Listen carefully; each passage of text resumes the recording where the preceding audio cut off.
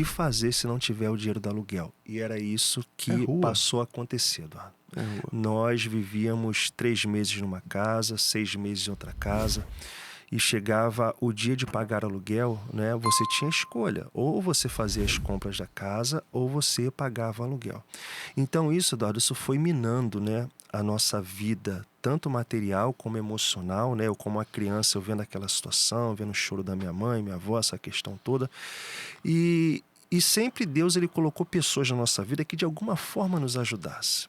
Mas nos ajudasse assim, coisas básicas, né? Eu me lembro muito de uma vizinha que a gente morava numa casinha assim, um muro assim baixinho, e essa vizinha todo dia ela comprava o pão para ela, e ela comprava um saquinho de pão também, colocava assim, passava pelo muro, botava em cima da máquina de lavar, nem nos entregava. E por muitas das vezes esse pãozinho aí alimentou a gente. Só que a situação, Eduardo, ela foi tomando um caminho assim, como se diz, né? Foi realmente ladeira abaixo. Ao ponto de que não tinha mais como condições de morar pagando aluguel e fazer as compras, né? As necessidades básicas da casa. E nessa situação, para que a gente não vivesse assim, e até, enfim, morasse na rua, algo do tipo, sempre aparecia alguém que dizia assim, olha, tem um barraquinho em tal lugar, tem uma casinha em tal lugar, você paga como você puder, e a gente se aventurava nisso tudo. Dentre diversas aventuras, que o tempo não dá para se contar tudo, tem uma que essa ficou muito marcante na minha vida, né?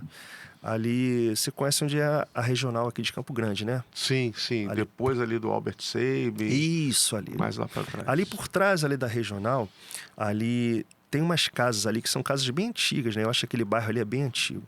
E tinha ali uma casa, que nos fundos dessa casa tinha ali um barraquinho. E esse barraquinho, o dono dessa casa da frente fazia desse barraquinho, ele passou a fazer desse barraquinho um galinheiro. Ele criava as galinhas dele ali, né?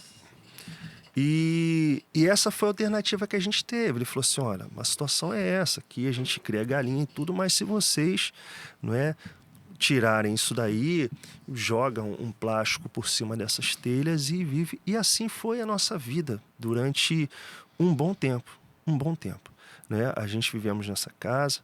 Eu me lembro que tinha bastante furos assim na parede, né? Daqueles tijolos e aquelas fezes, né? Lacraia, aquela questão toda. Então, era algo terrível. Um ambiente extremamente insalubre. E quem nos cedeu esse espaço foi um senhorzinho que ele tinha 3 filhos. E ele já era um senhorzinho quase centenário, muito velhinho. E esse senhor, ele veio a falecer, e os filhos eram 3 filhos homens, e depois que ele faleceu, esses filhos começaram a pressionar. Não, vocês têm que pagar aluguel, pagar aluguel. E começou aquela pressão, aquela coisa toda. Nisso, uma outra família, vendo essa nossa situação de pressão, uma família recém-casada, falou assim, não, vocês não vão ver essa situação, não. Vamos lá para minha casa. É outro ponto marcante também. Se talvez a Denise, né, estiver ouvindo aqui esse podcast, é a Denise. A Denise é a pessoa que nos chamou para dentro da sua casa para nos tirar daquela situação. Eu queria deixar aqui um grande abraço para ela e toda a minha gratidão, sabe? Por isso que ela fez. Eu ainda era muito pequeno, mas eu tenho isso registrado na minha mente. Era uma família que ela estava recém-casada, mas ela traçou um lençol assim no quarto dela e ela ficava com o marido, né, nessa parte do lençol, e a gente ficava aqui nessa outra parte. Quem, Eduardo, de sã consciência, recém-casado, levaria uma família para dentro da sua casa, né?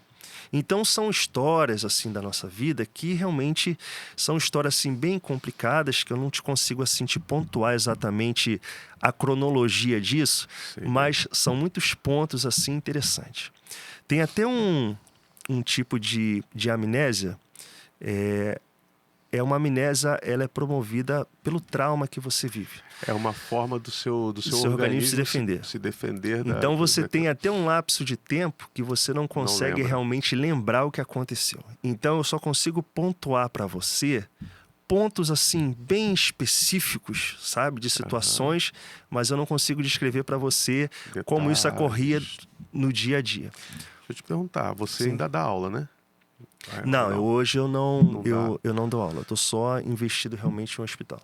Porque assim, a sua história se assemelha muito com a minha. Bastante. Não cheguei a morar assim numa situação tão insalubre, mas nós vivemos de aluguel quando eu tinha 5, 6 anos e meu pai saiu de casa, né? E Não teve jeito, moramos na rua. Chegamos a morar na rua, eu e minha mãe, né? E teve uma pessoa também, você falou da Denise, e eu lembro também da dona Laurinda. Ela com certeza não vai ouvir esse programa, ela já é falecida, né? Mas que nos resgatou, vamos dizer, e nos deu uma nova oportunidade. É muito importante.